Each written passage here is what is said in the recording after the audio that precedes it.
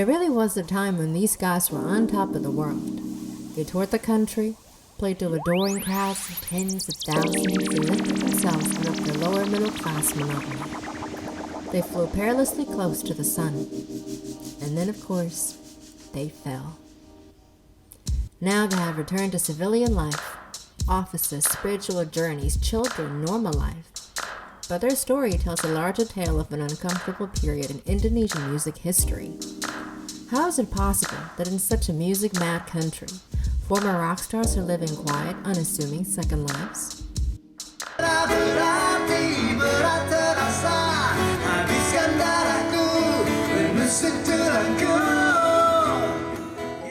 Kita dulu zaman rekaman itu dulu masih susah. Jadi kita perlu nabung banyak, soalnya kan dulu zaman pita itu mahal banget tuh. Pita mahal banget. Dulu kita kan awalnya band kampus, terus kita mulai bikin lagu, udah standar lah. Terus bikin lagu kita kan pengen rekaman tuh ya, pengen rekaman gimana caranya? Ya udah ngetokin label satu-satu tuh, label satu-satu. Dulu label kan di Jakarta kan, kita di Bandung tuh. Udah mikirin juga tuh gimana caranya ke Jakarta. Akhirnya udah cari pinjaman mobil dulu, cari ya kita mulai data tuh dari kita ke Musika, ke Sony, ke Aquarius. Dari dalam satu hari itu pokoknya harus semua inilah. Ya udah ngetok-ngetokin ke Sony, nawarin ke Sony, kita bawa demo tuh, bawa demo. Sebelumnya udah janjian kita kasih demo, ya udah kasih. Terus ke Musika dikasih. Itu awal-awal nggak ada yang tertarik sih.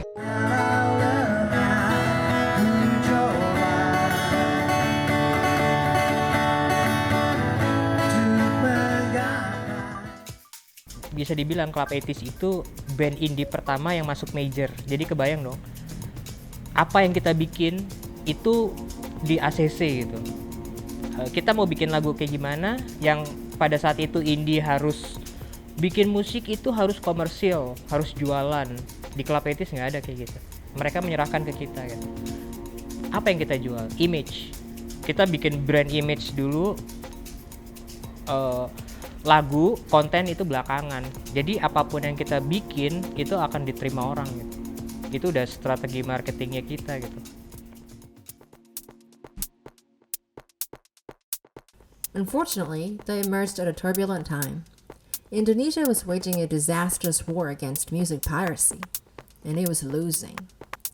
A 2006 report stated that in that year alone, at least 400 million pirated CDs and cassettes flooded Indonesian markets.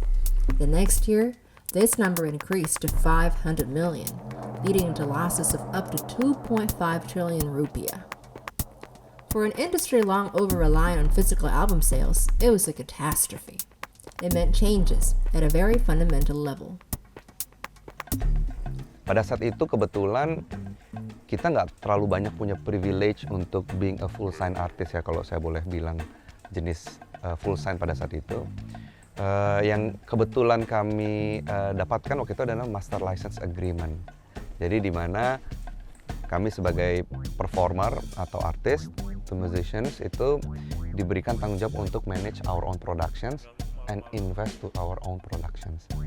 Jadi boleh dibilang dari awal kita mulai karir sampai hari ini nih Samsons, kita sebenarnya ada independent musicians. Genggam erat janjiku untukmu. Ketika mereka nggak ada, udah jelas. Karena apapun yang kita bikin awalnya berlima, tiba-tiba jadi bertiga, itu pasti rasanya pasti hilang. Ya tidak bisa dipungkiri kalau orang melihat kita dari awal berlima, itu pasti image-nya selalu berlima. Sangat disayangkan emang jadi bertiga, tapi itu wajar. Misadventure, mismanagement, and missed opportunities ended their stint as rock stars. Some had the opportunity to rebuild their lives far from the spotlight's violent glare. For others, though, their return to Earth has been an altogether more arduous journey. Ya 2004-2005 itu udah titik balik. Sebelumnya kita kecelakaan. Jadi itu kecelakaan yang apa ya, kita habis manggung mau dari Bandung ke Jakarta, kejadian saya Koko, Candil sama Hayam ditabrak sama bis, hancur. Kecelakaan ya itu memang ya itu memang udah ditakdirin kecelakaan kayaknya harus. Jadi ya tapi alhamdulillahnya apa ya ya mungkin Tuhan masih kita kasih kesempatan buat saya gitu untuk memperbaiki diri lah istilahnya gitu kan. Jadi itu yang bikin kita jadi akhirnya jadi istilahnya jadi inget lah. Mungkin itu juga cara Tuhan ngasih rezeki ke kita. Rezeki di sini gue terus terang yang gue maksud di sini adalah lagu itu ya lagu Rocker Juga Manusia gitu. Jadi lagu Rocker Juga Manusia itu memang keluar setelah fase kecelakaan itu, terus kita sama musiknya segala macam baru lagu itu keluar gitu. Tiarap itu, nah setelah kita bertiga kita si 2 personil itu cabut, gue balik ke rumah orang tua gue kan, karena gue ngerasa udah nggak ada sesuatu lagi yang harus bisa gue kerjakan kan. Nah selama Tiarap itu dari 2008 sampai 2013, 5 tahun itu gue nggak bersentuhan sama sekali sama dunia musik. Maksudnya dunia musik, industri musiknya gue nggak. Tapi kalau dunia musik kayak kerjaan ya kerjaan buat bikin company profile atau musik-musik apa gitu gue masih ngerjain. Tapi di industri bandnya gue nggak terlibat dan nggak pengen tahu. Salah satu yang I do have in the table istilahnya adalah Massive Music.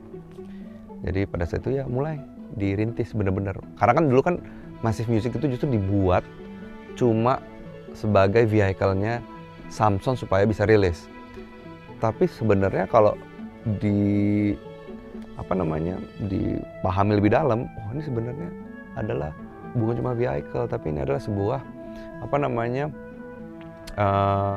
opportunity yang membuat kita bisa survive gitu ya, dan mungkin bisa bermanfaat nantinya. Dinar's story, and some musicians of his generation, is a narrative of redemption. They were lucky enough to be able to rebuild their lives, raise happy families, and regain old friendships. But so many others fell by the wayside. Indonesia's music industry has a long way before it can provide its people with secure futures.